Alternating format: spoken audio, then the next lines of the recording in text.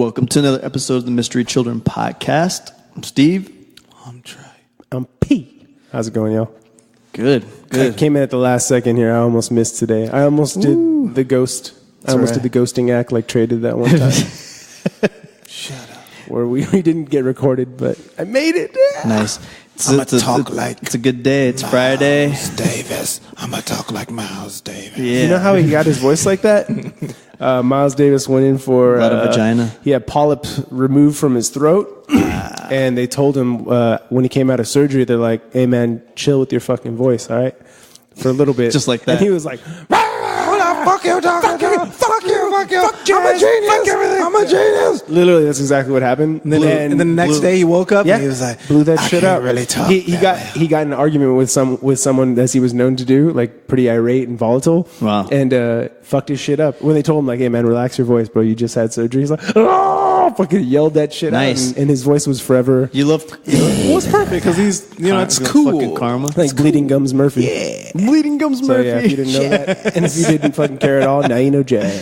I didn't care, but now I care. Interesting, right?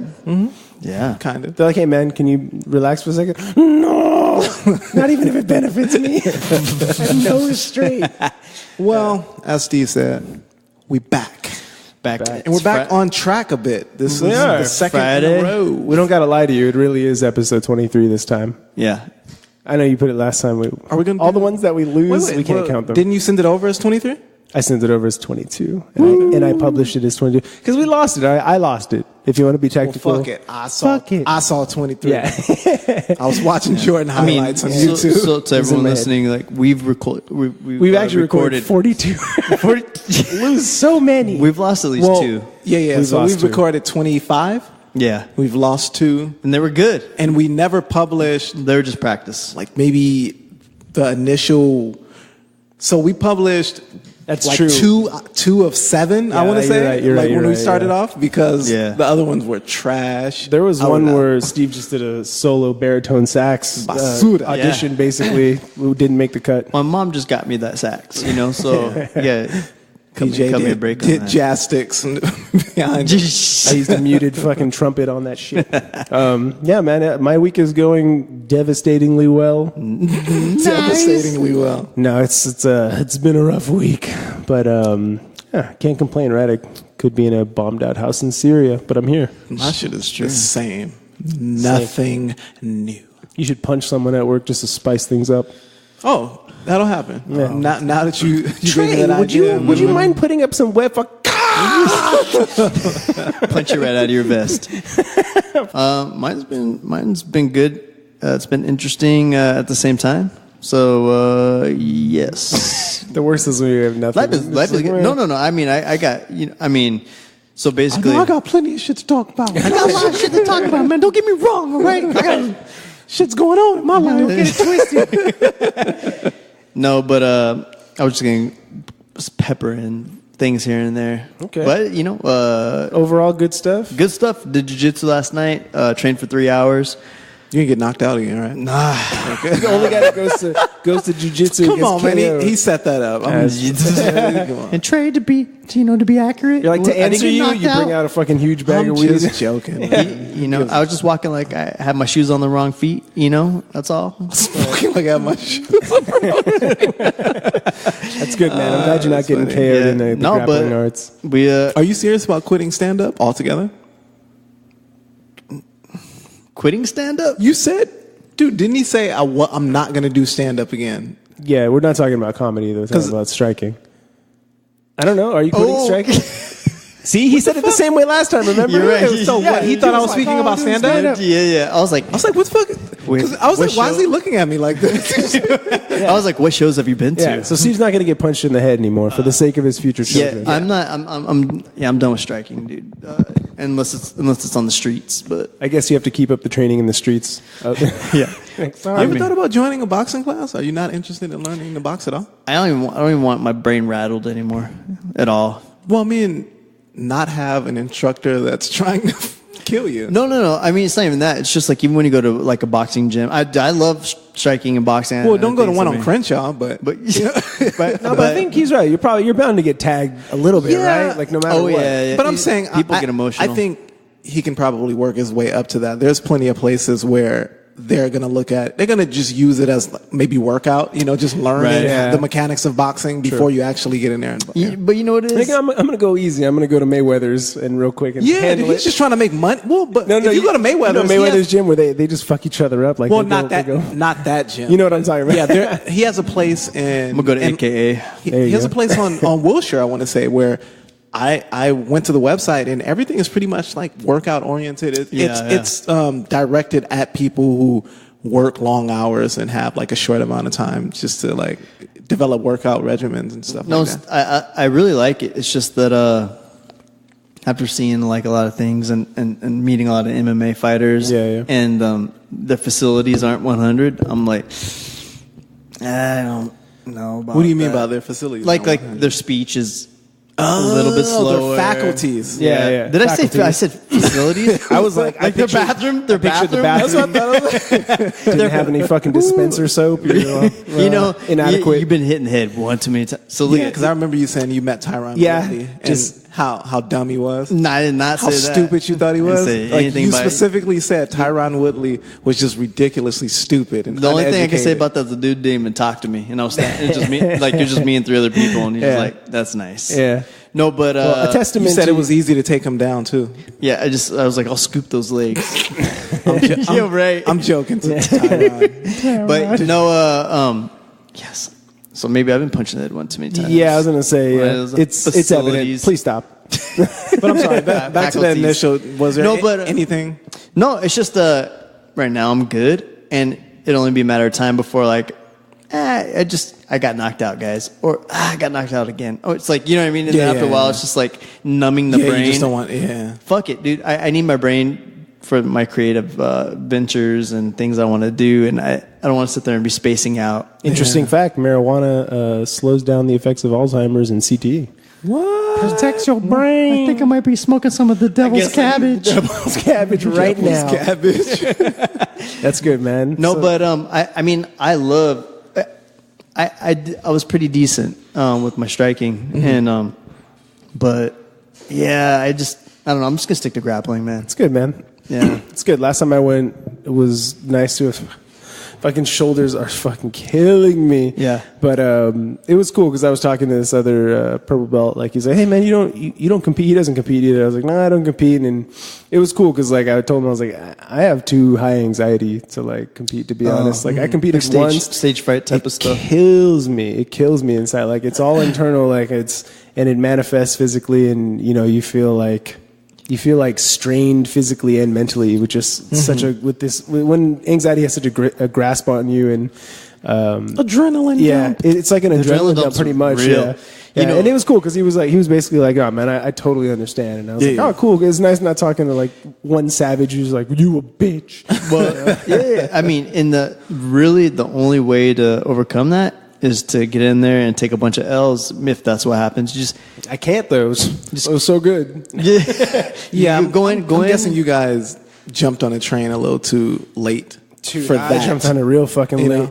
I don't know. Maybe in your early 20s you can expend that amount of energy and be fine with taking L's. Oh, for sure, for sure. And your body's healing a lot faster. I mean, I'm thinking about competing, more and starting to do more. So I don't know, and we won't know till then. Go ahead, do it. Steve, you about to be 40, dog. You better. The super masters class. I mean, you're gonna lose all your good fucking years. Oh man, no. On the mat. No. It doesn't translate that way. No, I'll do it and just see what's up. That's cool, man. Let me know when you compete next time. Yeah. You're gonna have to train with me, and we'll go 100% because you got to get ready for the absolute division. That's fucked up.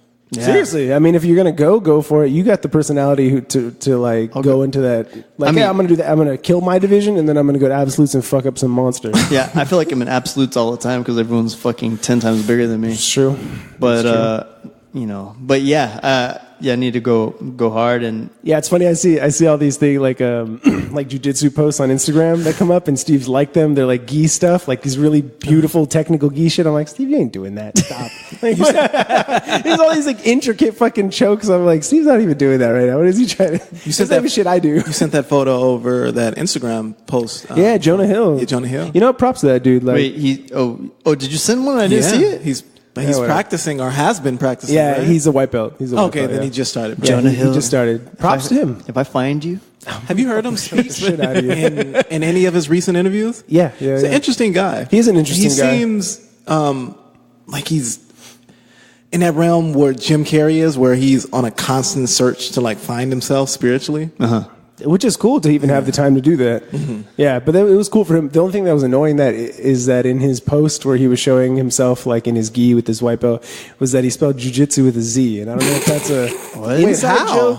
Jujitsu, that last "su" part of it with the Z, and I was like, that's like some strip mall shit. Like, I was like, where are you training? He's not training at some weak ass place. He's probably training at a really like nice facility. Nah, I don't know. Maybe that's some cool guy stuff. It's not fucking cool guy shit. I was like, that's weird. That's like saying I'm training Muay Thai and you spell it wrong. You know, like why don't you learn about it? but maybe Muay Thai. Yeah, something. Muay Thai. maybe when we run into him, we'll ask him. I don't know. Like, can you not fucking make an embarrassment of yourself by spelling the martial art that you're in incorrectly? I don't know. But props to him though. It's a hard fucking road. It's a hard road for anyone. Yeah.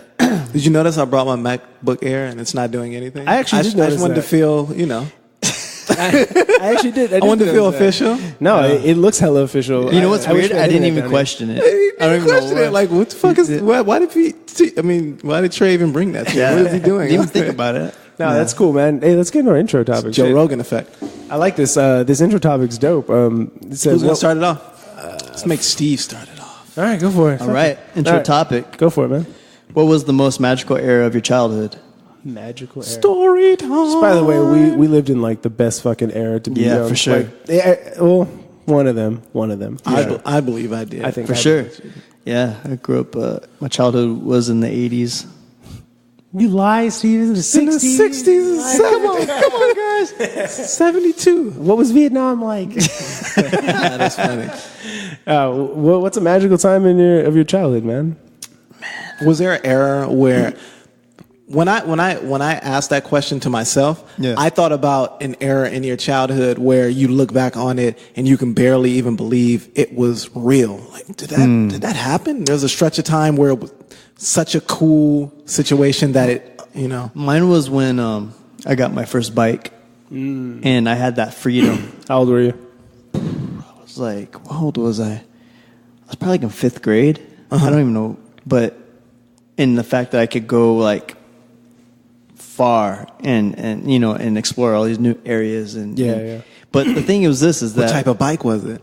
It was a Diamondback. Ooh, your mom had money. Well, Diamondbacks is so. Nah, you got where I came from. Yeah. When you either had a dyno, you had a dyno or Diamondback. You Yeah, had money. GT Performer. GT. My parents fucking laced me up. That's- The Chromoly GT Performer. That's just fucking crazy too. Yeah. Even better than a Diamondback. Oh, I'm so sorry. yeah. No, I had. Did you have the mag wheels? Yep. You had mag Plastic wheels. mag wheels. I told you, dude. I told you guys that story. The first day I took that thing out, two dudes chased me down and tried to fucking steal it from me. I had a all chrome Diamondback with a layback seat. Oh, the layback seat. Yeah, See? and I had, He was getting it. Had the chrome pegs. You know, You gotta have the pegs, dude. yeah, the chrome pegs, and then To wheel your friends around in the front. yeah, and that shit was dope. And my brother had was like a navy blue dyno. I had a lime green GT. Nice. Dope. Yeah. GTs were sick back then. That's back when they paid like those young ass cats to go around the country, like performing on the full Yeah. pipe. Yeah. I think they were in like Pee Wee's Big Adventure. I got my shit from like Toys R Us, if I'm not mistaken. Yeah, you get it from there. Yeah. I mean, and the funny thing is, my brother, he parked his shit in front of like a pizza place. Gone. Oh yeah, mine was stolen. I got it back. Well, I didn't get it back. Some friends of mine seen a guy with it. Ooh, and they got lump it back. him up? And they lumped him up and got it Nice. back for me. Good. yeah. But And then so I had my bike for a while, and then when I turned 16, I got a car, and then my brother thought, he was like, I'm gonna take his bike since he's got a car now. Yeah. Took it, got stolen that day. I was so pissed. I was so pissed. I was like, dude. And I never took my bike out after that one day when I rode it around. I was like, if I'm going somewhere, I'm like, Mom, just drive me there and I'll take the bike out. if you're in the hood, it'll come up missing. Yeah, man. day one, it will come up missing. All I thought of as I was escaping them was first I was terrified, and then I realized the bike was so fucking fast. They were chasing And you I on foot? Yeah, on foot. Oh, yeah, man. Yeah, sorry. Bye, It nigga. was two African American gentlemen. I fucking pieced out of there, and I was like, and then I was just like the kid from Friday. Once they were gone, bitch, quit playing. I saw him a mile away, dude. My fucking spidey sense was on with that dude. thing. The thing that I love to do was right through the neighborhood with the stray dogs. Oh yeah. And I'll chase the stray dogs. Yeah. And then your friend would be either on the handlebars or on the pegs and be like, go. And that should be right on the heels, and you're just laughing so hard, and you're trying to stay on the bike because you wrecked. That motherfucker's gonna be gnawing at you. So you're like, ghetto gauntlet. That was a block. It was 2 blocks behind my house. Yeah. There was an alleyway like God, that. do you remember how many stray dogs were out when you were younger? All I remember is that doesn't happen anymore. I don't see any stray dogs. No, it's weird. I still see stray dogs, but it's not as like it used to be. Not like used to. It was literally one of my fears when I was being raised, having to walk to school in the morning. Sure. I was like, "Fuck, I'm Dude, you know how many cars I've hopped on top of because fucking things come around the corner? Yeah. Still to this day, if it's a dark street or alley, or a street, I like to walk in the middle of the street. I won't walk on the sidewalk because I can't see everything. So. Yeah, man, But so what was magical about the bike? Did you really fucking loved it or what? Well, it was cool because we were able to go to other friends' houses, and you're able to go where the girls were at. So you go over there and you start trying to scam on them with your 5th grade-year-old brain. You know what I mean? And other schools. Oh, dude, it's just that freedom of your world expands just a little bit more, and that shit was just really dope for me. That's dope, dude. That's true. That is pretty magical about it. Mine might run a little long, so go, people. Come on, man. I actually wrote something as if I was writing a piece. This one's cause you talked about bikes were huge for me. I wrote if you talk about kids skate, I wrote BMX, and I wrote it for years and years and years. Which I devoted a lot of fucking time to it. Which I feel will make a comeback at some point. I mean, it never really left, to be honest. It's always been skating as the forefront because there's so many more famous skateboarders. Right. But I think BMX doesn't get that coolness because the kids aren't as grimy and it's not as entertaining to watch. Because for us, it wasn't about sometimes for me, and especially because I know a lot of teenagers and stuff. They were more focused on smoking weed and doing drugs and shit than actually fucking riding. Right. We wanted to get flowed. We had a couple bike shops flowing us parts. We would get free shit whenever we went there because we'd rep their stickers or rep their shirts or whatever. But it was big for me, and street BMX was huge back in the days, and I don't know. Anyways, here's what it's called. I said BMX with the homies. That was a magical era in my childhood, and I'm talking I don't know, it's 15 to I don't know, 18, 14 to 18 or something like that. That's pretty good. Yeah. So it said, side note, despite all these experiences we shared, we were all very different kids. It's kind of like a Sandlot. I pictured us I had my own little Sandlot crew. It said, we smoked weed, met gangsters, talked to homeless people, threw our bikes over fences to get into skate parks before they opened, ran from cops, chased by security, saw tits, met people from other cities, made new friends, got into fights, wrestled each other, did mushrooms together, built our local dirt jumps near a freeway underpass, and in an open lot filled with glass and dumped metals. We pooled money for food, got chased by transients, witnessed debauchery, stole paint, punk shows, mosh pits, created a BMX crew, abused each other out of love and sometimes just for a laugh. And that's what I remember the most was just all the fun and the mostly harmless mischief that we shared. Yeah. Yeah. That was good. That's awesome, man. It's a good. I have a lot of good memories associated with just writing, but you totally hit the nail on the head. It was this conduit to another world. Not only did we not have to walk, we could ride our bikes to a train station, take that train station farther, and then even ride even further than that. Yeah. And you meet people from new cities, you make new friends. You said you meet girls sometimes, you know, and yeah, it was pretty dope. Yeah, biking was a big part. Man, the really cool thing is that you brought up is that there was a field behind my house, and there was a giant mound, and we fashioned the craziest fucking ramps out of that thing. Ramps were the shit. Shit Once that you got a bike, should ramps not be became doing. something. Yeah. Wildin'. Yeah. We should have hurt ourselves. Yeah, for sure. As an adult, you're I'm not doing that. And sometimes we did. Yeah, just a flat board piled on bricks was the first ramp ever, you know? I mean, so unsturdy. So not, you hit it too hard. I remember we used to also have dirt clod fights. Did you guys ever do that? Yeah, for sure. I thought it was real fun until I caught a big one. I got a big one. I was like, I don't know if I want this anymore. Shit, I remember the first time going to snow. With black folks, that's not good because as soon as you see snow, you ball that shit up. Exactly. Just throwing rocks at each other, basically. Hiding rocks inside the snowballs. Fucked up. Yeah, I remember my cousin. He hit me in the side of the head with the snowball. It wasn't even initiated. I was just like, we're just like, oh, look at the snow, and then bah! Dude, it went in my ear canal. I couldn't get it out. I was like, couldn't get it out, and I was like bugging out. And that I was shit like, hurts if you pack it tight enough. It hurts really bad. And that shit traveled deep, and it was not coming out, man. Well, at least it melts and can come out, but that's still devastating. It hurt. It hurt, and then it hurt because it was cold too. That was my first memory when I went to the snow too. Speaking of that, I was like maybe 6 or something, and the moment I got out of the car, our parents' fucking Bronco, 90 something, hit right in the fucking eyes by a snowball by my brother. Like sand. Right in the eyes, dude. It hurts. I was like, I started crying, and I was like, this is the worst memory. Yay, winter wonderland. Yay! Right in my fucking eyes, dude. You said it wasn't Big Bear, right? I think it was Yosemite. It was Yosemite. Okay. It was Yosemite. Oh, man. So yeah, man, that was my magical. I mean, I have a lot of magical eras when I was younger because I think I like tying I like the feeling of going back to those years when I was younger because there was so much fun things that happened. But that was just a nice strip that involved my old friends that I don't know. It was magical to me. I mean, there's other magical areas when you get a little bit older. Those are real fun. There's some some very magical eras. It rhymes with fucking.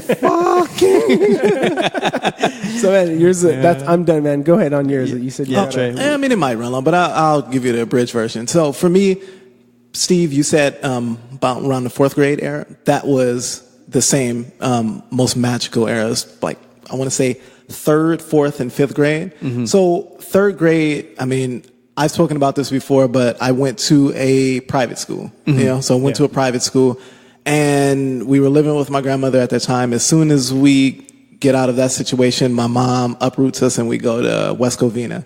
When I go to West Covina, I'm now coming in contact with young black kids who don't really have they don't have much in common with me in terms of culture, because they're living in West Covina in a semi-suburb. So these are black kids who are skateboarding. These are black kids who are wearing Hawaiian shit and and Vans and things of that nature. Normcore. Yeah, and these are things that I wasn't used to or whatever, But so we kind of stay there for maybe a year or two or so, and I'm living in a apartment building that has free access to a pool, something you don't get very much of in the hood, Yeah. So my mom decides that she's going to move back to Los Angeles, and since I was getting really comfortable there, I move in with my cousin and his family, and my cousin was Donnell Johnson. Sounds like the plot to Next Friday.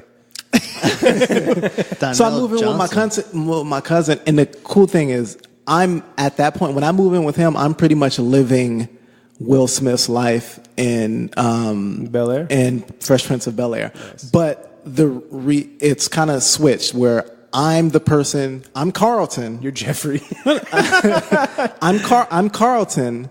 In terms of socially, I'm Carlton, but I'm the one who's used to living in the hood. He's the one who's used to living outside of the hood, but he's the cool guy, so he's Will Smith or whatever. Interesting. But it was the first time I'd come in contact with racism. It was the first time I'd come in contact with loose white girls. It was it was the first time I'd been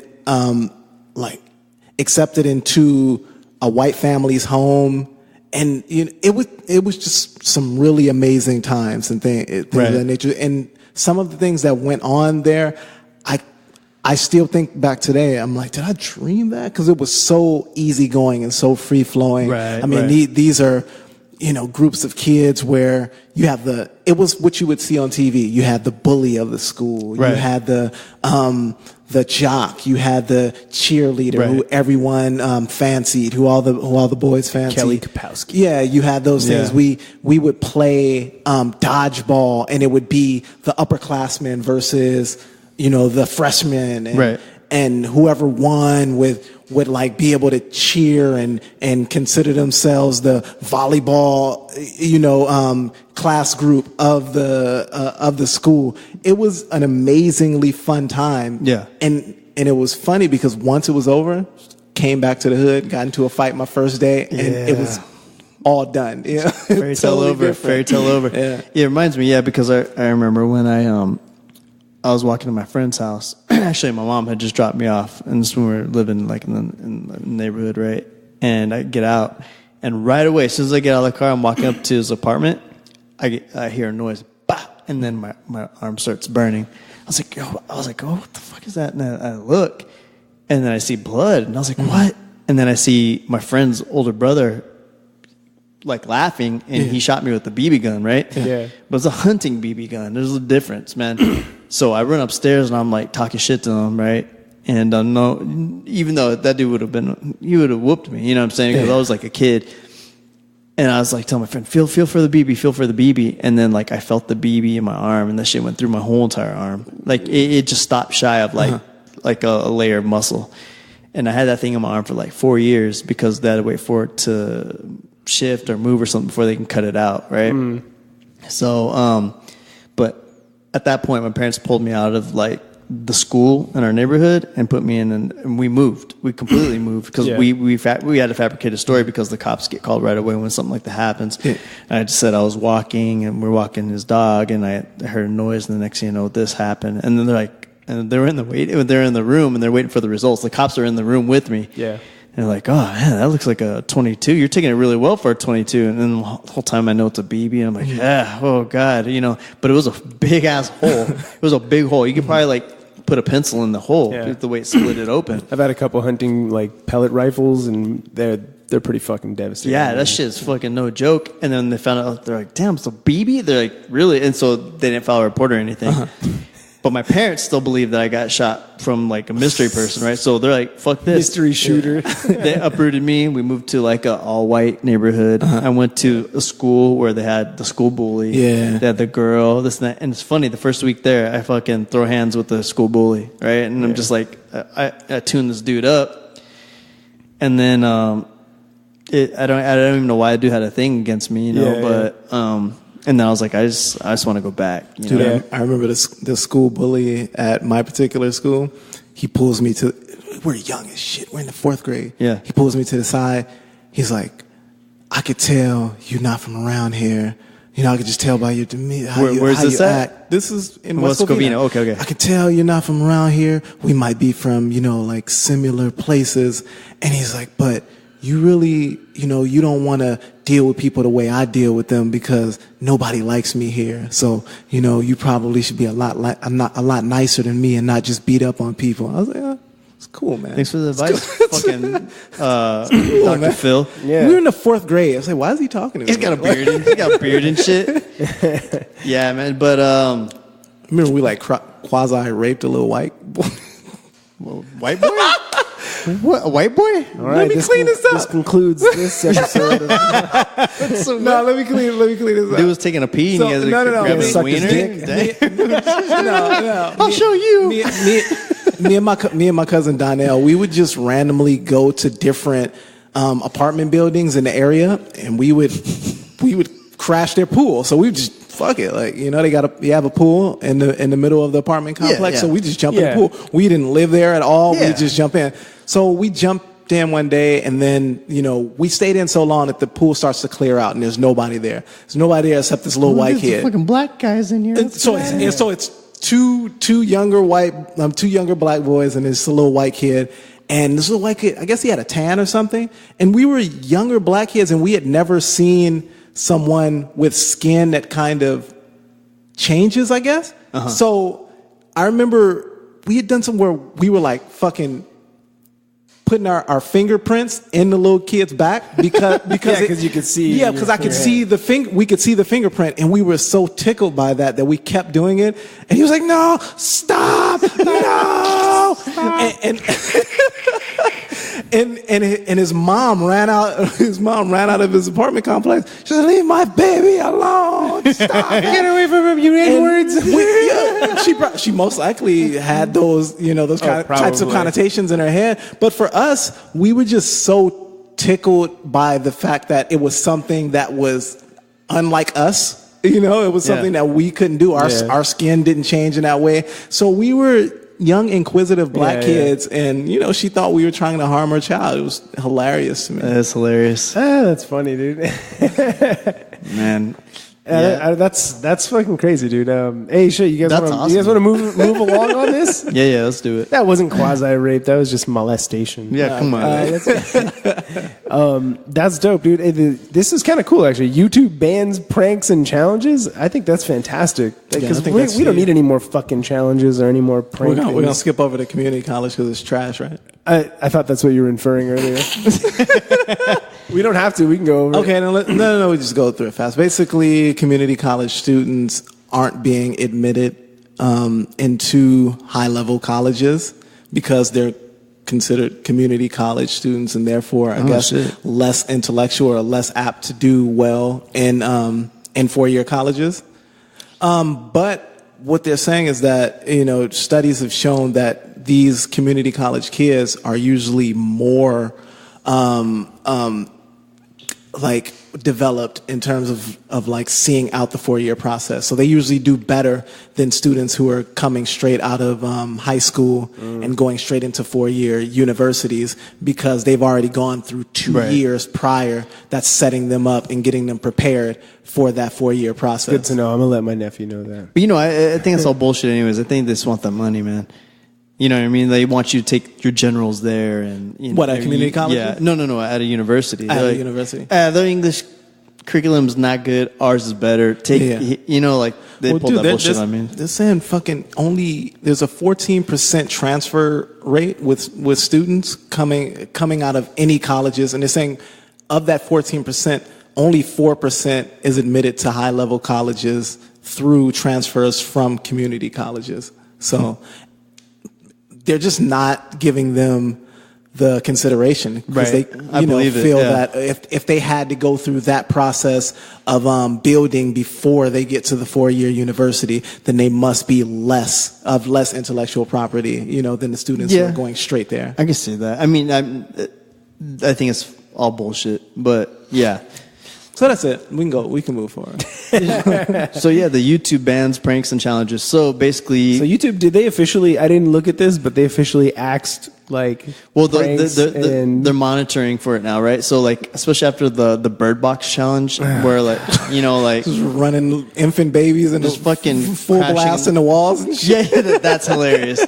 Yeah, and then what is it up? A kid crashed his car because he tried to do that same sort of challenge. You know what I mean? Good, ridiculous. Yeah, dude, it's just a filter. It's just a fucking filter, But I mean, I've seen I don't think PJ has seen. You haven't seen Bird Box, right? I haven't, but I get the gist of it. Yeah, okay. It's worth a watch. I'm gonna do an ear-to-ear challenge where you get a straight razor and you just you a pencil, you push it through one ear and out the other. You have to go 4 weeks in advance, and if you're alive, you beat the challenge. Dude, they try to drive an SUV through a fucking neighborhood, only using navigation. Why would you do that? Navigational system. Man, who knows? And so there are people who are also trying to do that in real life. There are huge swaths of people that are in our population that are just complete fucking morons. Yes.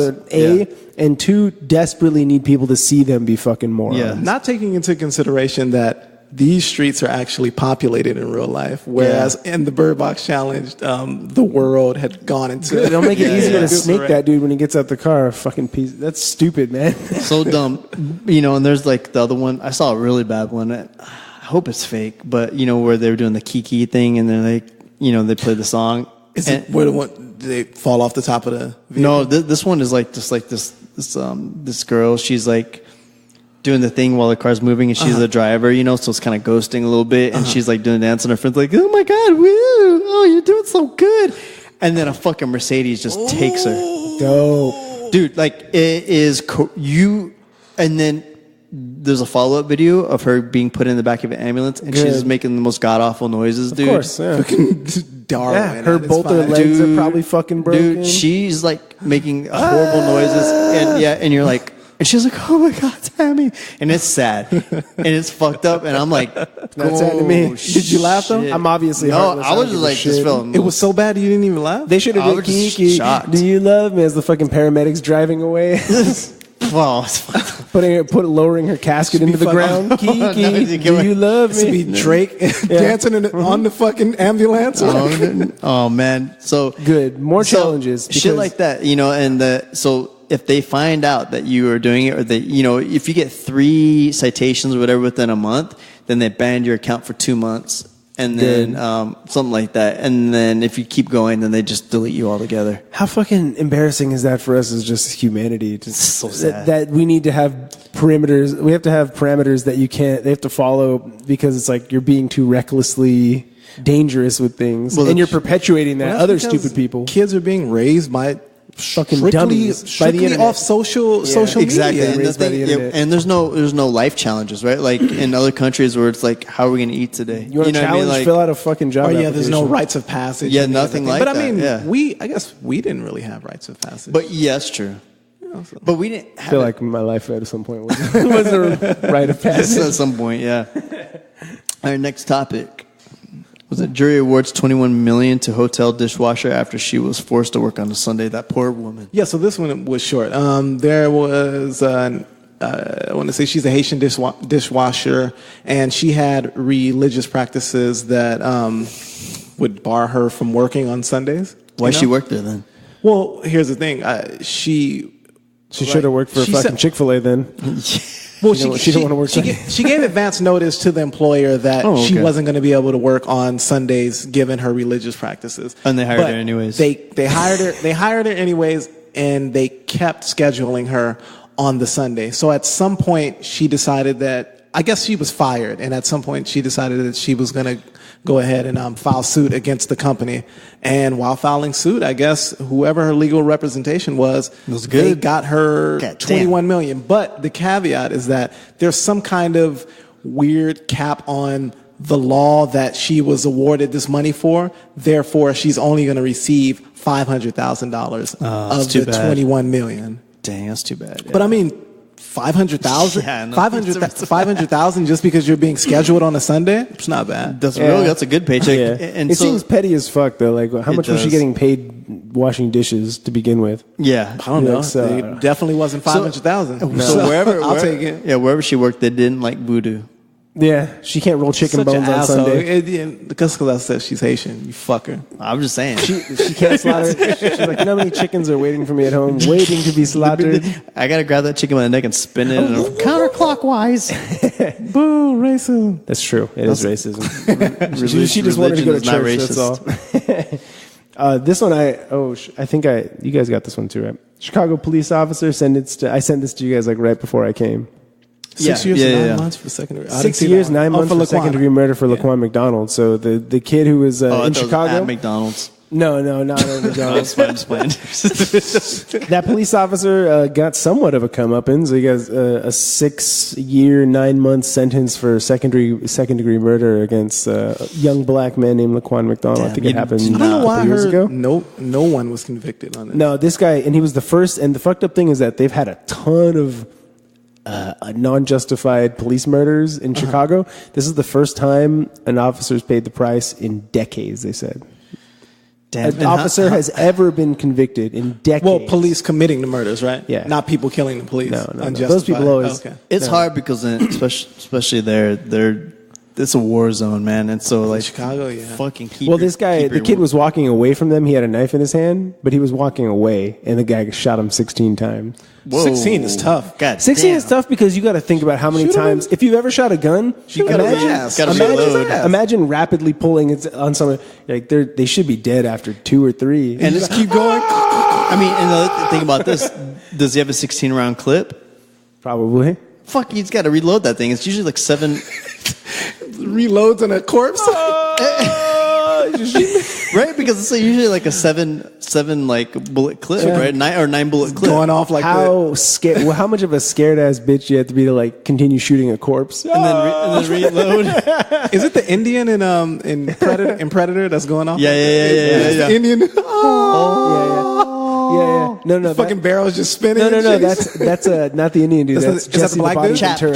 Chappie? No, that's Jesse the Body Ventura. Okay, one of them. Jesse Ventura. He's got the Gatling gun. He's just fucking laying down the Just forest. spinning like a motherfucker. There's no more bullets. There's no more bullets.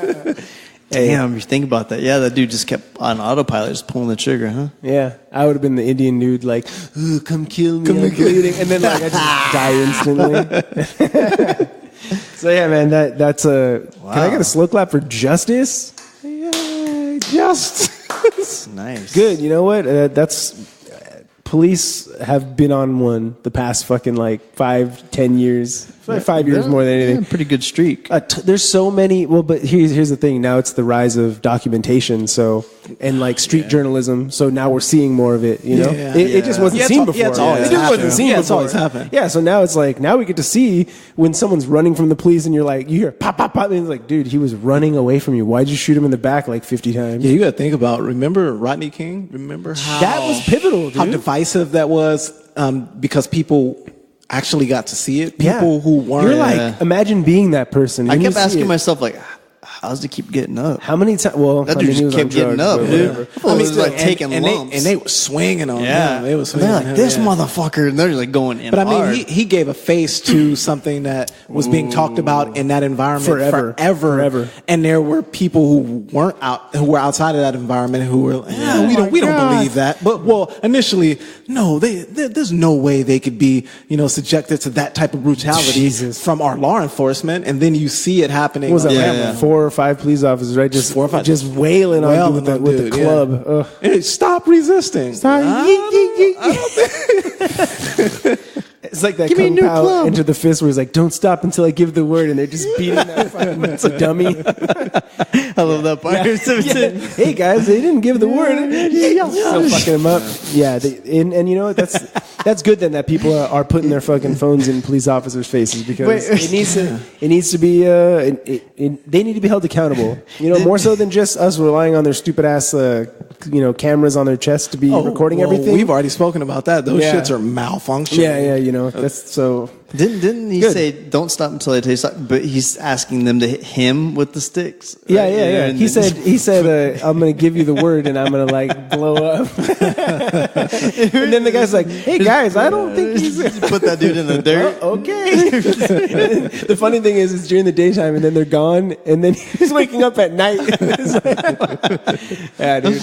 So good, man. I'm happy to see. I mean, it's a light sentence if you are a family member of that person. To be honest, like 6 years for taking someone. Yeah, at least something happened. He's going to spend 81 months in prison with criminals. Hopefully, they put him in general pop. So of course, that's everyone. So he get that booty pop. Why shouldn't he? Damn, he's not. There's not. You should. There's no colored and white shit anymore. Everyone. General pop means everyone in that fucking shit. Right, if you committed the crime of murder, especially, put your ass on the fucking yard. Just line his ass up. He's got to like try and join like a neo-Nazi gang. Yeah, he's like, I don't even like Nazis. I don't like this shit. Like, nope. God damn it. Like, nope. He's like, this tattoo's gonna have to come off my ass. The first white man we're rejecting. Yeah. You shot him in the back. Yeah. We don't even do that. Fuck that guy. Good. So next one is Facebook employees busted leaving 5-star reviews for Portal on Amazon. So Portal is Facebook's new in-home, what would you call it, a phone system streaming device of some nature? So they're upping their own products? Is that what they're doing? Yeah, so basically they're giving their product 5-star reviews on Amazon. But when I read through this whole editorial piece, it was only 3 of 100 that were in question. I heard the story about this pharmacist who had an employee call in. Inside joke. But, I mean, when you look at it, who gives a fuck? fucking cares? Who cares? The public is going to find out whether it's trash or not once they use it. It's going to eliminate itself. Isn't that the core of every large corporate business? Is to champion their own product? Yeah, but I think it's disingenuous to disguise yourself as a user, like your everyday Joe buying from Amazon and reviewing it, and then having financially being tied to that. Here's the problem. The one problem that I have. That's like an owner of a restaurant being like, the burritos are fantastic. Well, and they're not. You spoke about being just disingenuous. Yeah. There's a guy with the last name Chappelle. And it says Chappelle's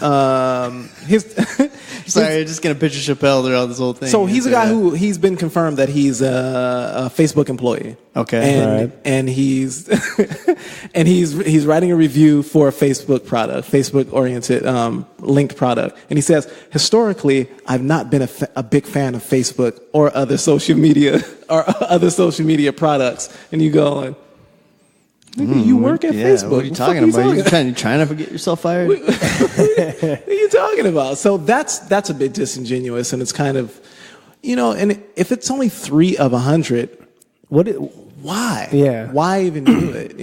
Well, I don't know. Peppering them in can also bolster others to be like, oh, you know what? It is good. You know what I mean? 3? Let me give you 3. All it takes is 1, right? Let's put it this way. It's called like leading the witness. You know what I mean? Like, for instance, when I walked in the house today, my mom said, doesn't Frenchie look thinner? And she's talking about her dog. And I was like, well, you just told me he looks thinner, so obviously now he's thinner. In my head, thanks, Mom. Yeah. Well, here's the thing. If there were 3 reviews, if there were only those 3 reviews, and those 3 reviews are tied to Facebook employees, confirmed, I would be less prone to purchase the item than seeing 103. Yeah. Yeah. They shouldn't be writing reviews for their own products. That's all. Boils down to, I mean, if you're Joe Schmo off the street, then okay. But if you have ties, financially to it, then Facebook at this point is trying to stay relevant. They're trying to get their hands on every bit of information that you have. Yeah. Did you hear about that thing? Every little bit. They were talking about that 10-year challenge being linked to some devious thing, like to show your aging. It's just so stupid. It's crazy. That new 10-year challenge was like you show yourself in 2009 and then 2019. Because don't they ask you for your phone number at this point for some kind of security? Can't you? Yeah. It's been like that for a while. Okay. Well, you can input your phone number. I mean, they're collecting all of your, data in terms of what your search engine stuff. So, right. So they can put, I want to say like marketing, anything marketing or promotional material. Once you're browsing, they're trying to get everything. Someone's getting all that stuff. Yeah, they make a lot of money off that. They sell it to data, man. That's the data mining or whatever it is. Well, fuck it, dude. If Portal is dope, people will buy it. If it's trash, then is it like an Alexa? Is that kind of what it is? No. Well, Portal, I believe, it's the same thing as like what's out now. FaceTiming someone. That's weird. But it's in your house, and I think it's gonna replace your landline phone, where you're gonna see someone. Like a video phone. Yeah. So it's So all of your calls are going to be video oriented. Listen, if it were up to me, I would make more phone calls. Like I like phone calls, but people don't like phone calls. Y'all don't never call me. If you want, I actually thought about calling you the other day. I was like, I should just call you because you would be like, what? And I'd be like, yeah. How you doing? It's weird. Fuck is this it's shit? almost as if fuck you calling for? It's like if I showed up in what do you want? A horseless carriage, you'd be like, why? When my phone was accidentally FaceTiming you, I answered like, it. I'm like, what's up, man? But the look on your face is telling. Like, what the fuck is this shit? FaceTime's intrusive because you have to see my face and what am I wearing and the squalor that I'm in. Fucking dick and balls just hanging out. I look like an old school like monk. I look like trash at home. So that's different. But calling, I miss calling, to be honest. It's very odd. Sometimes I want to 3-way call you guys and just be like, hey, what's up, y'all? Sometimes I just want a 3-way. Sometimes I just want 3-way too. Oh, well, you know what? Lucky Lord gives and the Lord takes. All right, so the next one is To Catch a Predator. Host Chris Hansen arrested for writing $13,000 in bad checks. First off, this. Who the fuck writes that many checks? Well, obviously Chris Hansen. Chris Hansen is 78 years old. So in a role reversal for the age. Why does it? Nobody. You know what? Nobody looks good in a mugshot. No. Oh, did you see the mugshot? This dude always looked dapper and shit when he was sitting in front of some perverts. Yeah. And then they put him in front of the mugshot filter. Yeah. And he looks like shit. Smosh. That's what they need. They need a mugshot filter on your phone just so you see what you look like. I want it. Fucking book. I wanted them to like Chris Hansen him, like bank fraud officers call him into an office. Hey, why don't you take a seat? Why don't you take a seat here? Chris Hansen, why don't you have a seat? And they start like putting. Is this your signature? This is your signature? Are these your like photocopies of checks? I think I'm gonna go, man. I think I'm gonna He's go. He's like, I think I need to go. I'm gonna go, man. No, you don't. You're not going anywhere, Chris Hansen. They keep calling him by his full name, Chris Hansen. Do you think child predators are rejoicing worldwide? Hell yeah. I would be if Hooray! I'm like, that's right, you got your comeuppance, Chris Hansen. Wasn't it? We've slayed the demon. Yeah. Wasn't he like writing checks out for like promotional shit? Yeah. So it says To Catch a Predator host Chris Hansen was arrested Monday after he allegedly wrote bad checks to a vendor he owed money to, according to the police. Hansen turned himself into the Stanford Police Department in Connecticut after a warrant was issued for his arrest on a felony charge of issuing a bad check. Didn't he watch Leonardo DiCaprio's Catch Me If You Can? Yeah, he didn't learn anything. Didn't learn anything, not a goddamn thing. Maybe he works for the FBI next, who knows? Yeah, who knows? Well, and who let him write $13,000 worth of bad checks, right? The funny thing is you've already said that he wrote the checks for promotional items. Yeah. So he wrote the checks for the promotional items. It was half up front. He wrote the check, it bounced. The owner of the location where he wrote the checks contacted him and said, hey, your initial check bounced. He was like, no problem. He wrote him another check, and then that check bounced. Why would you let him write a second check? I don't know. I guess because he's Chris Hansen, right? Yeah. You would just assume he has the money. Starstruck. Right? By the way, you haven't like been adulting until you've had a fucking check bounce. Yeah. It's like going to it's like when you go to like someplace to buy something with your card and it says like insufficient funds, they tell you, oh, it says insufficient funds. And you're like, man, keep that shit down. What about people who pay with checks now? That's what I'm saying. Only fucking old people do. Motherfuckers pay for checks and it's like $5.50. Really? You gonna write me a fucking check for $5.50? Stop that shit. I'm gonna slap you in the mouth.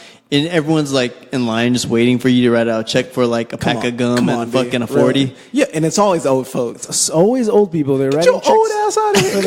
Seriously. Just give her the gum. Give her the fucking gum. Yeah, Let's go. Give her the fucking thing. She's like 80. Just give her the gum. Oh my God. Hurry up. Yeah.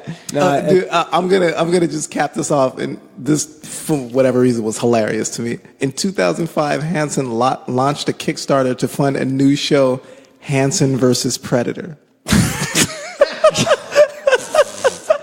Nice. I like that. That dude's in the jungle. I like that.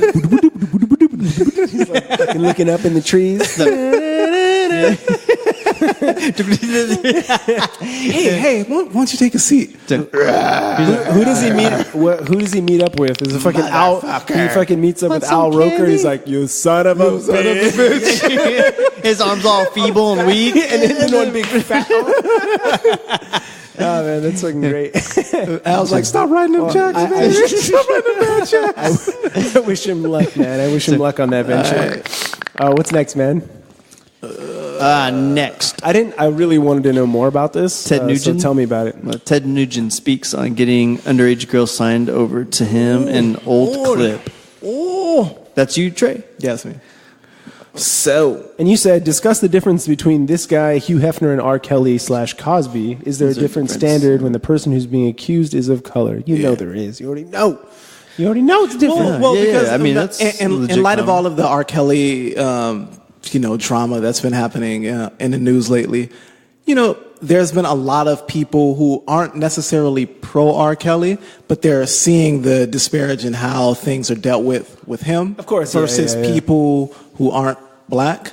You know, right. And so you start to wonder. I mean, Ted Nugent has there was a documentary on his life. Some rock documentary. Maybe it was like back in the days, right? Yeah, one of those VH1 things. But gotcha. he speaks about having numerous relations. Hold on, Ted Nugent he's like a guitarist, or is he a singer? Someone. No, he's a guitarist for someone. For like an old famous rock band. Right? Yeah. Okay. But he speaks during the documentary about having multiple situations sexual situations with underage women. Now, granted, they aren't as low as the women that like R. Kelly has been attached to. I mean, those have been in a range of 14, 14, 15, 16. He's speaking on, I mean, a lot of the women that were attributed to Ted Nugent were 16, 17. Right. You know, the thing is, this is that I guarantee almost every single rock and roll dude has been fucking with chicks that were not of age.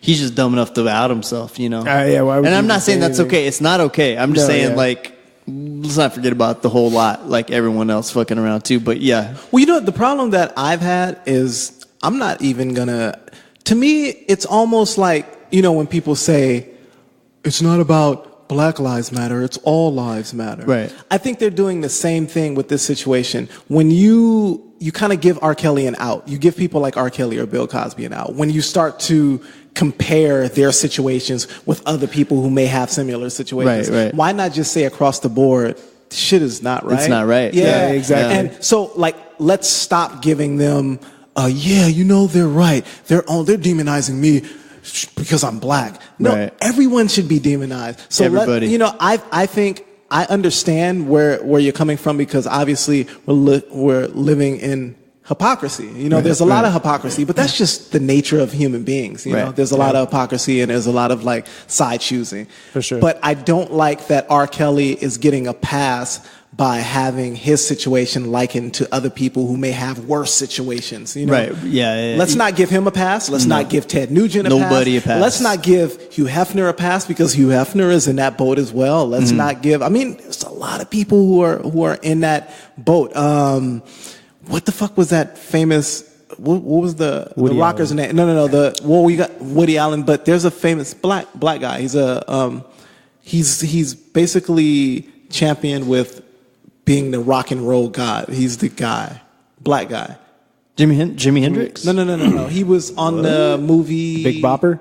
No, goddamn. I'll think about his name, but he was in the movie Cadillac. Little Richard? No, it's not even Little Richard. It's right after him. Chubby Checkers? Fuck it. What's up? I'm just naming all the old Frankie Lyman. I'm just naming all the old 50s fucking when I say his name, you'll be like, oh shit, I know exactly what you're talking about. Got you. But yeah, let's stop giving them out. Obviously, there's a difference in the way things are handled, you know, given your race. Yeah. But everyone is wrong in this situation. When it comes to that, for when sure. it comes to that. 100%. Well, Ted Nugent's he's a controversial figure for a reason, you know.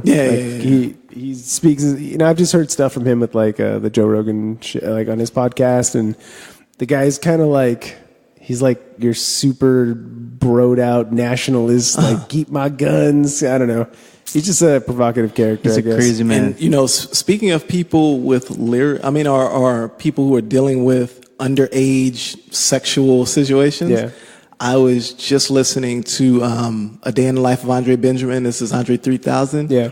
He has a lyric, 15 love, fit like glove. The description is like 15 doves in a jacuzzi catching the Holy Ghost, catching one woozy in the head and comatose. Damn.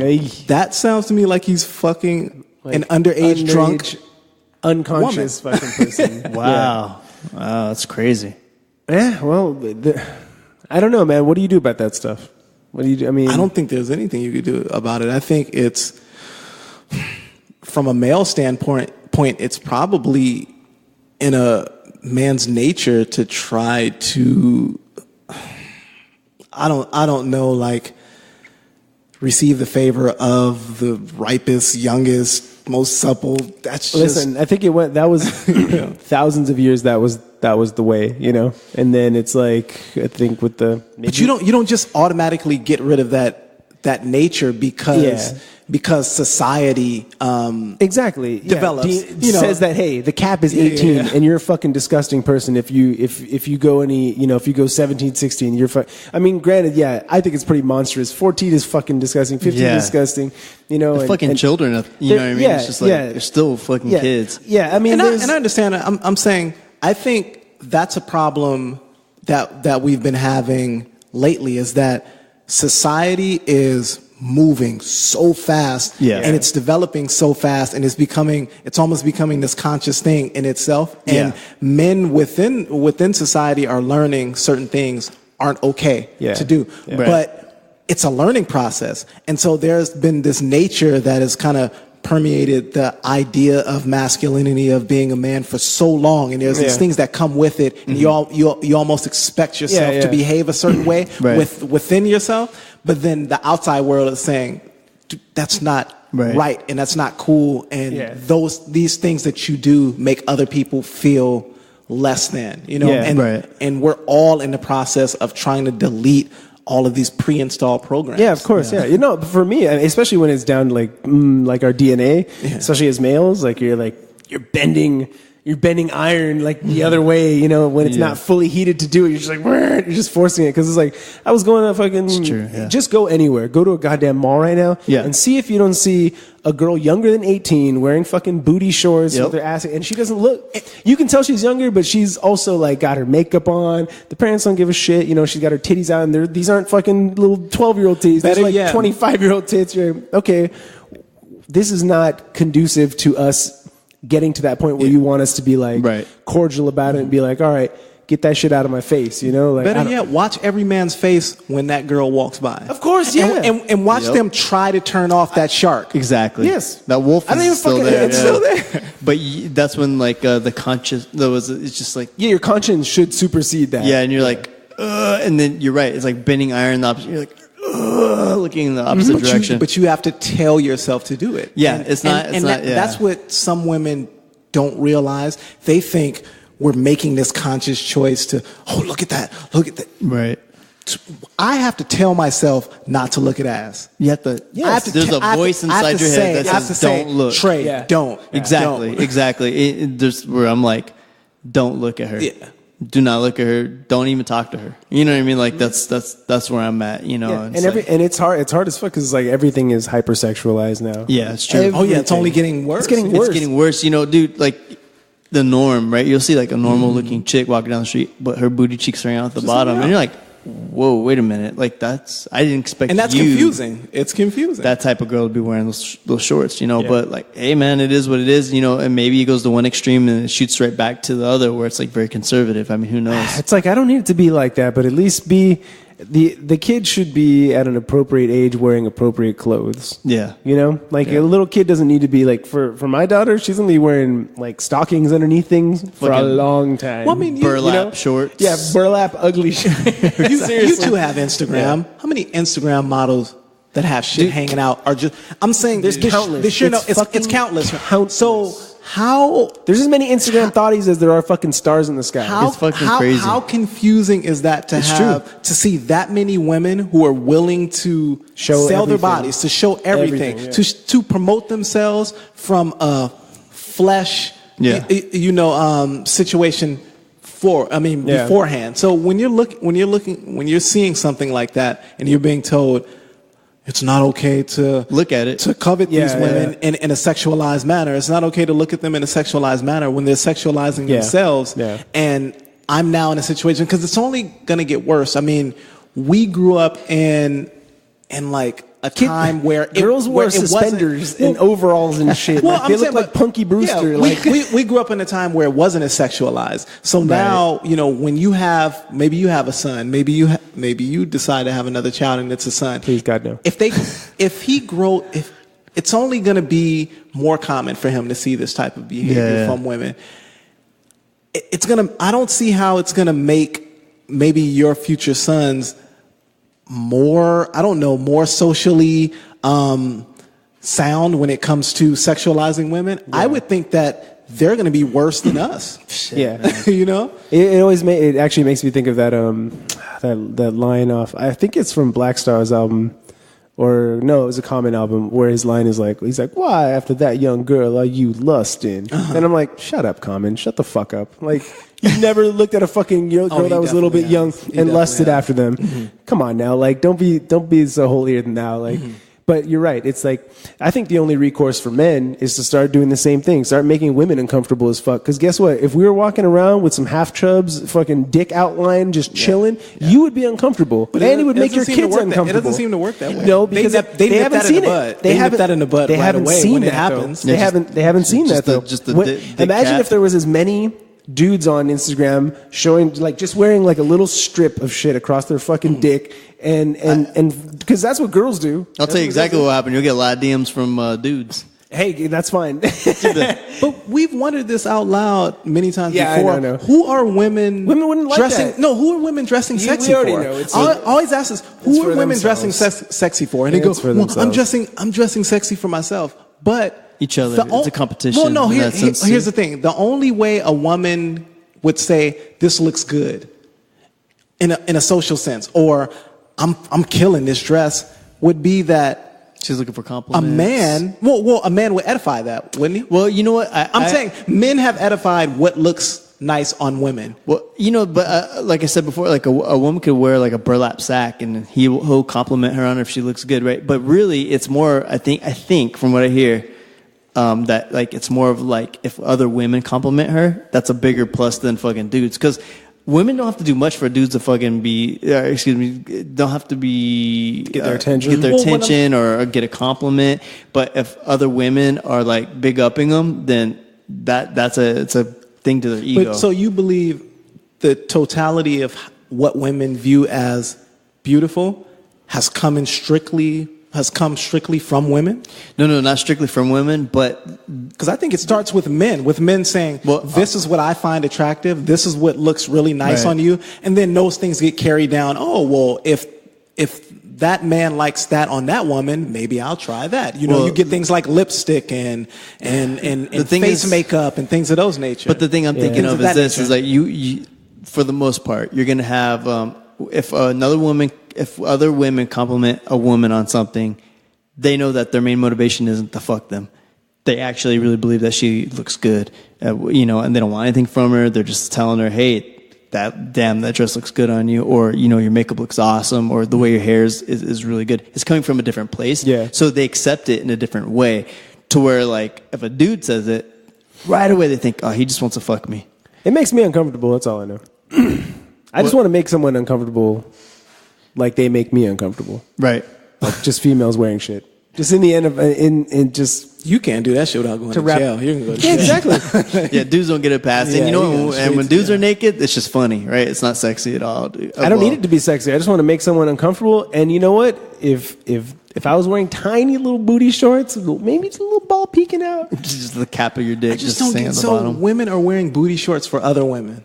Other women's approval. That's not true. That doesn't make sense. It doesn't make sense to me. I'm just saying, like, okay, so not here it is.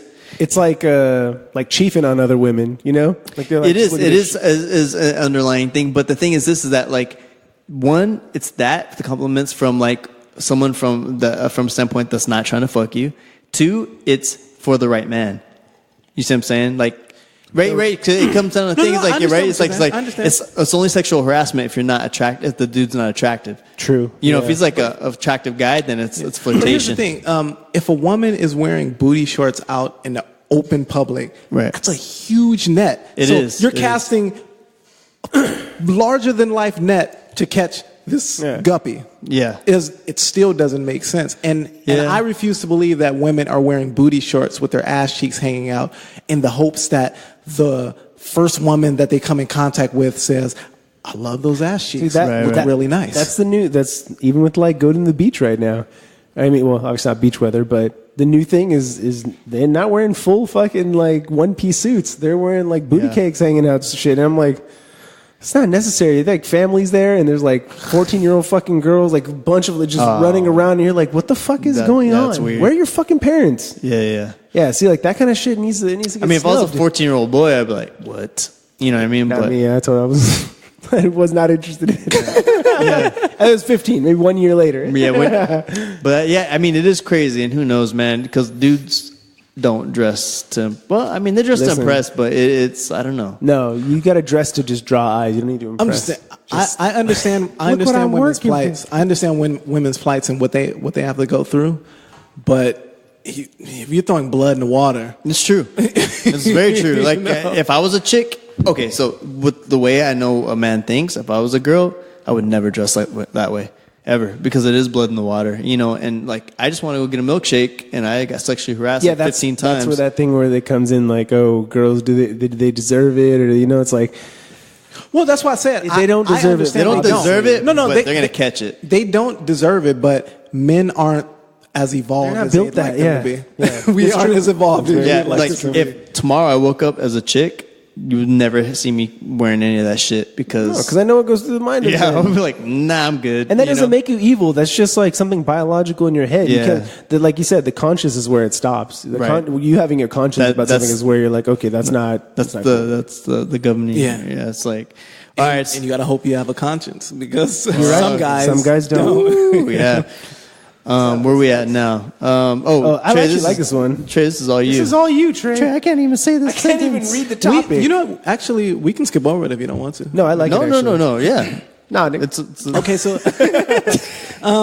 so it says discuss the usage of the word nigga. Should those who grew up in environments where it is used frequently be able to use it no matter their race? no.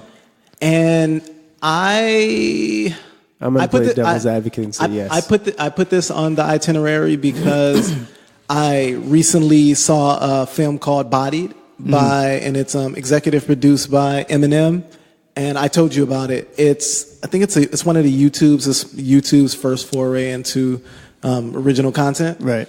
But it's a satirical look at the battle rap culture, and there's a point in it where basically the premise is that there's a white English major who is doing his final thesis on English language mechanics from a battle rap standpoint. And one of the first things he asks one of the battle rappers is about the usage of the word nigga and how it's used and when it's appropriate to be used, who can use it, under what circumstances. I mean, it's definitely interesting. Nature. It's And right after watching that film, I came across like a Vlad TV. Shout out to Vlad. But I came across a Vlad TV interview with. There's a rapper called, I want to say his name is China Mac, but he speaks about him using it and why he uses it. Is he Asian? He's Asian. Okay. Yeah, and this to encapsulate it's like a Burmese Bob. Yeah, to encapsulate what he was speaking about is that he grew up in an environment where it was used frequently, and it wasn't used by Asians. He grew up in environments where it was primarily black and brown, people using the word, and he's gotten so used to using the word that he was saying, I don't use it as a term of, there was nothing demeaning about it. I wasn't trying to marginalize any group of people by using the word. For me, it was strictly something that was installed in me. Yeah. That it was hard for me to get, I get it. I to totally release get it. from my vocabulary. Oh, absolutely. You know what it's likened to? This is the F word. Really? I'm gonna go ahead and say it. Oh, yeah. Okay, I'm gonna say it. Say it. But yeah, no. Fag. So like when we were growing up, right? We said the word all the time. Yeah. All the time. Like, you're just being a fag. Come on, let's go. You know what I mean? Stop being a faggot. And it by no means did it mean homosexual at all. So you know what? When you explain it like that, I get it. It's the same thing as like we were talking about before, where it's like something we have to wean ourselves off of. I mean, I think that maybe you and I at one point made a conscious effort to stop saying the word fag. We did, yeah, we did. Right. We did. But I remember when it bit me in the ass as it was like maybe in my 20s. I see both sides of that. I see as I've gotten older, I've seen both sides of that because when you say stop being a fag, it's likened to something that's negative. Right. Exactly. So it's the same thing as saying stop being a pussy. There's nothing negative about pussy. Gender, what the hell? Yeah, there's nothing negative about pussy, but that being a pussy is akin to saying stop being a bitch or a girl. Right. And then you have that connotation of, are women bad because you're calling me a girl? Right. And even women use that sometimes when their man is being less than masculine. Stop being a woman about this or something like that. That's a double blow. It works man. both ways, Yeah. So I get it. Yeah. I still use the word nigga all the time. Well, even after, it's the double edge where I can't. Even after a Tribe Called Quest? Well, because I see it differently, but I would understand, where somebody like China Mac would come from. Yeah, where it's hard. I get it. I mean, in the neighborhood I grew up in, no one said nigga. You know what I mean? Like it was like essay. You know what I mean? And so, but I never said it. Dudes around me all the time. I grew up in the same as you. Everyone said nigga. Like Mexican cats, black dudes, white dudes. I mean, there was only one white dude, but There usually is only one. And it made me feel weird because I was like, I don't know why. From such a young age, I knew that it was like a word you weren't supposed to say. Right. And I never felt comfortable, like, all black dudes were like, what's up, nigga? Like, like normal. But I never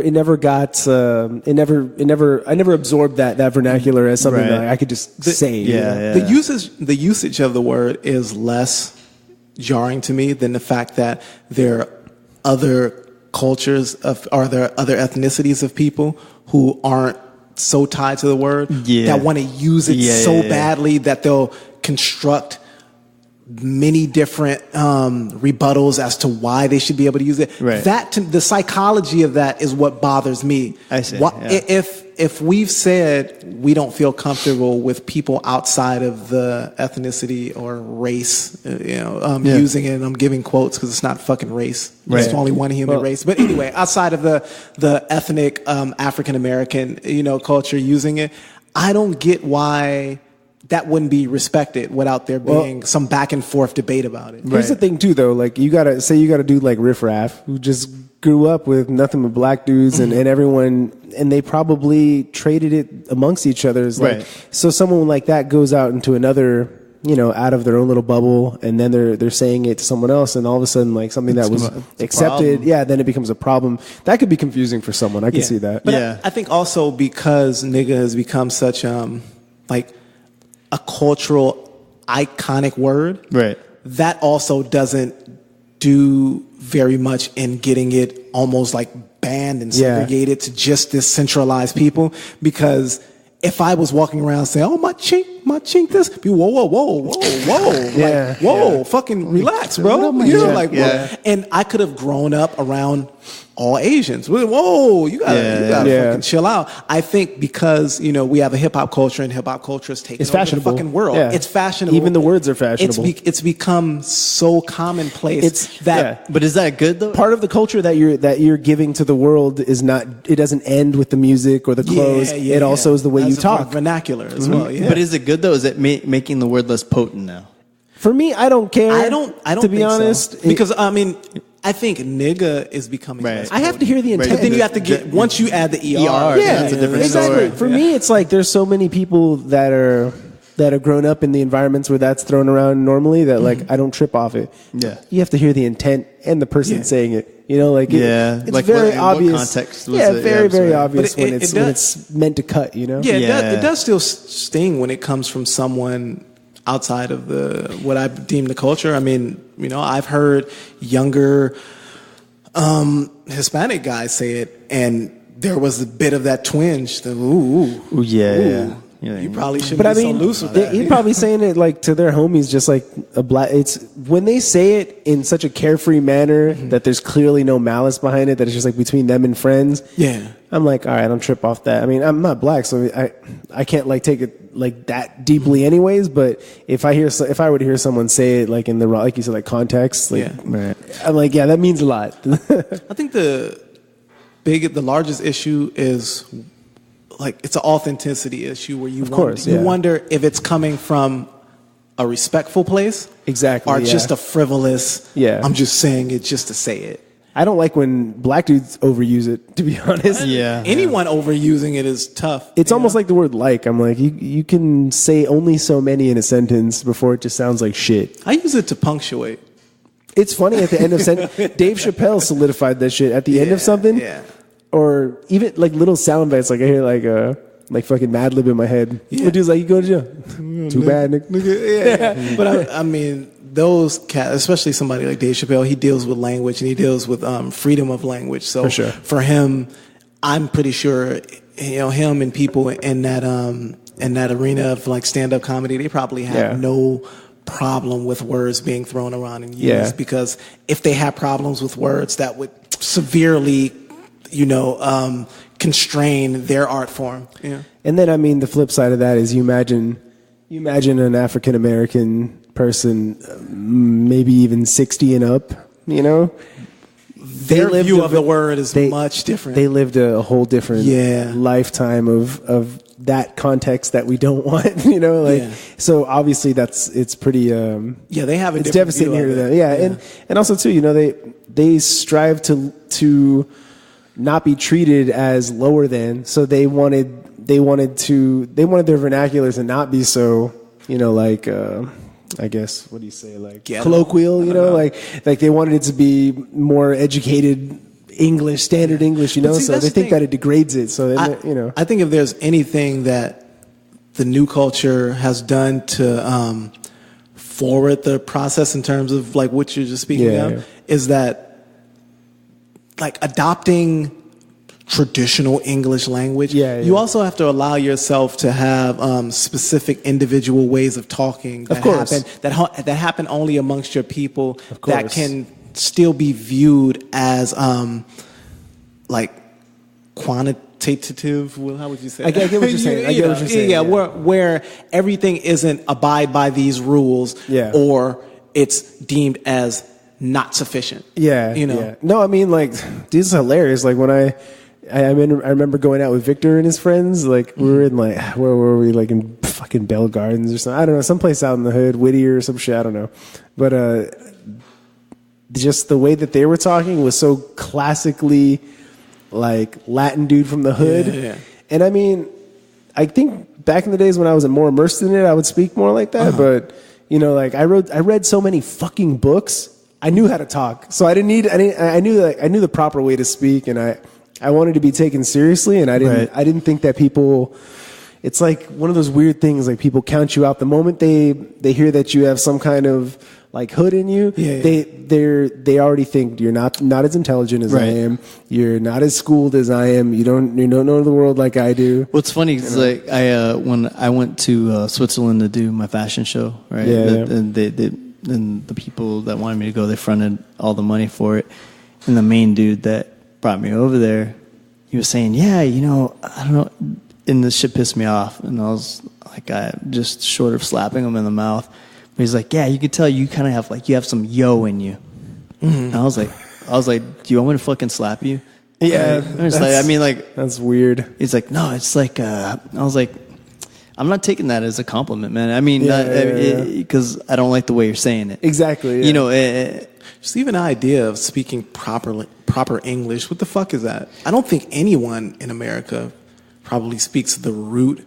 I mean, there's like, was it Northern Atlantic? There's which is like there's regional shit all over the place. It's all regional. Like, there's so many different. I mean, and you can easily find white people in southern areas speaking with the same vernacular and slang that black people think it's because in that region speak with. Those older people, they wanted to disassociate themselves from that old culture so badly. They're like, we don't sound like fucking Jar Jar Binks anymore. Like we're fucking.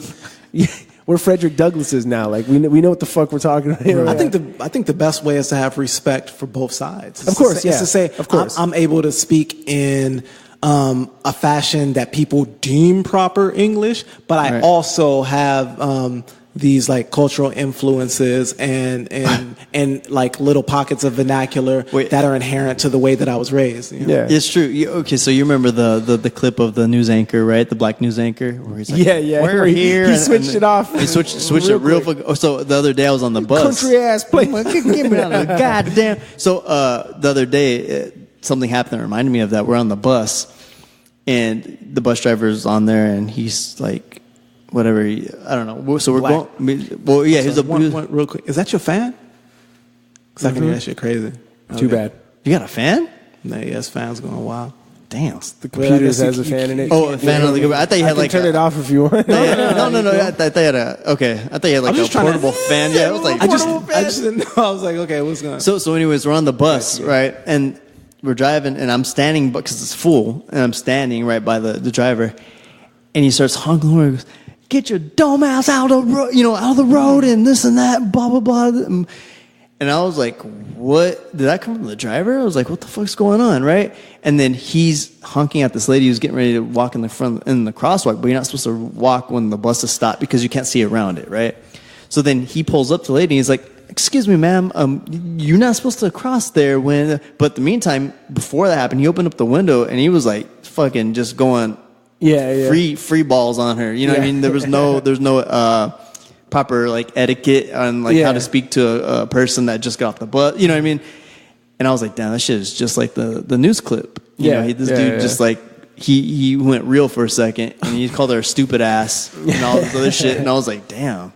Fucking skeezer. Yeah. He went 19. He went 89. way back. And he went 89. That's cool. Man. But anyways, it's definitely an interesting topic. Yeah, man. We went long on that shit. What time is it? We got 10. It's all good, man. Let's go to world news. World news. So SAS soldier and the SAS are British like Special Forces. Special Forces, right? Yeah. Right. So basically, what is it? Nairobi, right? Nairobi Hotel Massacre. Basically, so this gentleman, he was off duty. He was just there to train the soldiers there when they heard gunfire going off in the commotion, and he ran to where the commotion was happening and realized what was happening. And so he suited up, and he's not supposed to have his face like shown or anything like that. So he suited up and he wore was it like I don't know if it's a hijab, but to cover his face. Yeah. And he went in and saved, I guess, like 12 people, and like 21 people were killed in this thing. Holy shit. Yeah, but there's the hundreds of civilians, I guess, trapped in the hotel. He went in there and like James Bonded that shit. Dude, or if you see the photo, Born Ultimatum did. I mean, all you got to do is look at the photo. You can see the guy, the Kenyan soldier, like kind of posted up around the corner, and this dude is at the front door, like kicking the door in, like walking in. It's like, holy shit, dude! Like breach that thing, dude. He's a fucking flashbang in. He's like beast mode, dude. Yeah, he's like breaching the door right now while the other soldiers are standing back. You know, that's sick.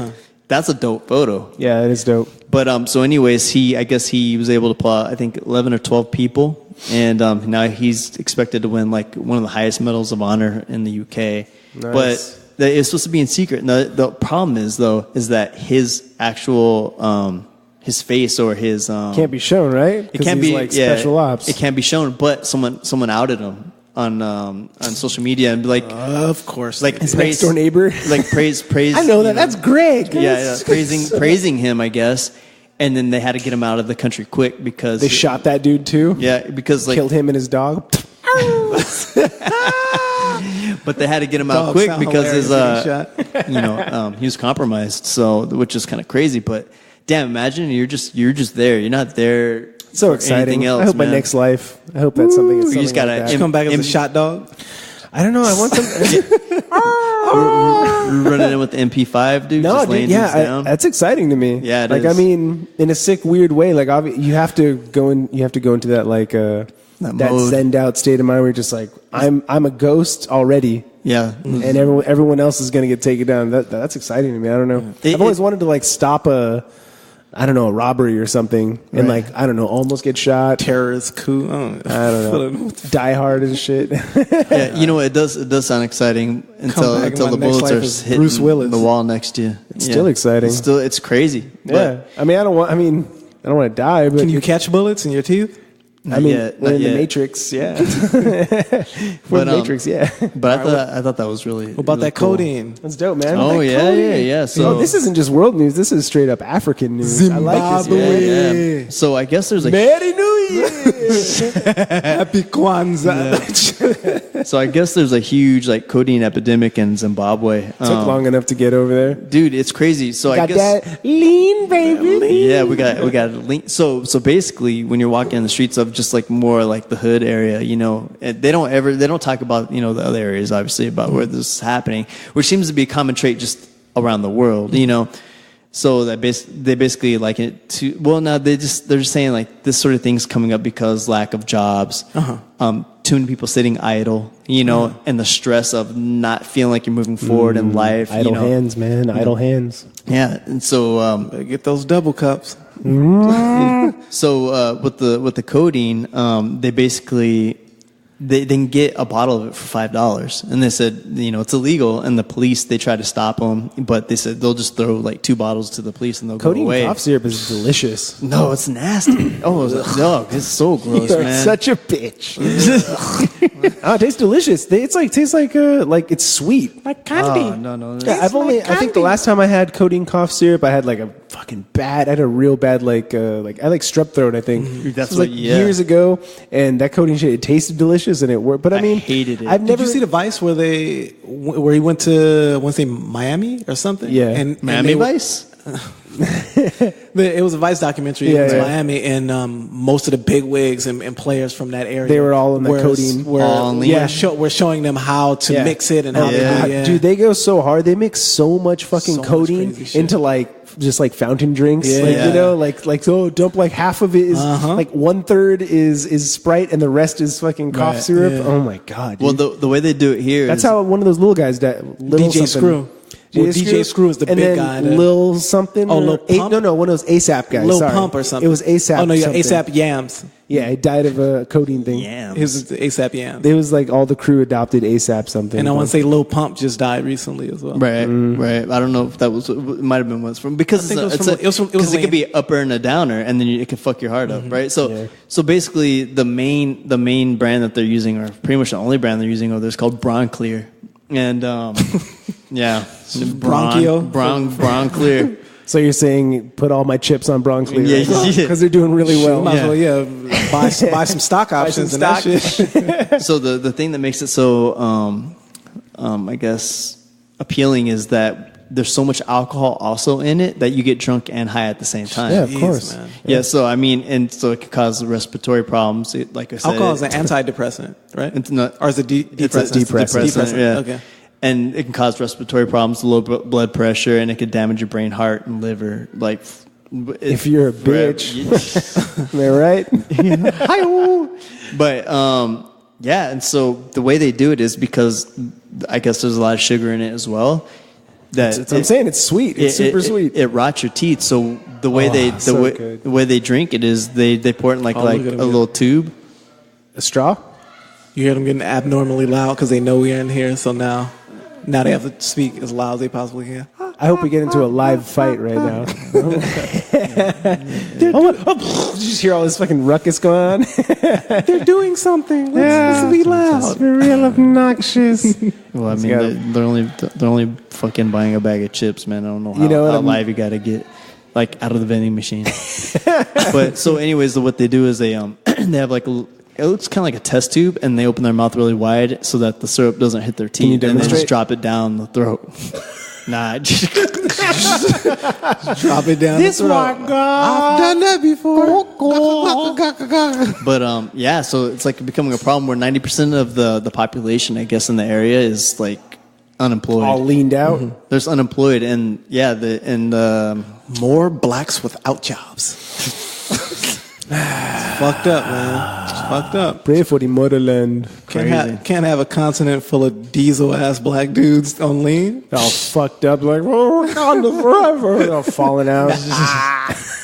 so we got like 2 minutes. Where's your vibranium now? Well, let's just speed through this shit. Fashion. So an online campaign has succeeded in criminalizing upskirting in England and Wales. I would have believed that upskirting had been criminalized already, but I guess not. So is upskirting in the sense of upskirting, or are they basically monopolizing? Do you remember when sharking was like big thing?